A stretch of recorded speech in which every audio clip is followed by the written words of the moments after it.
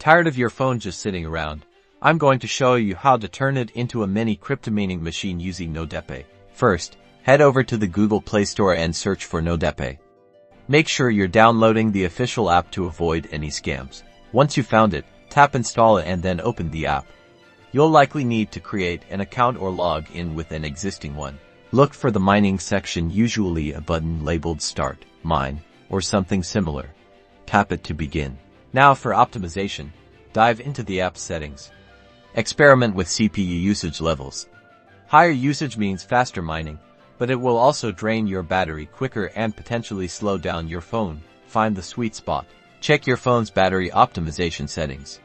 You might need to exclude Nodepay from battery saving mode to ensure it mines consistently in the background.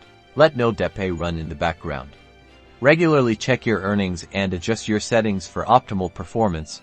Happy mining!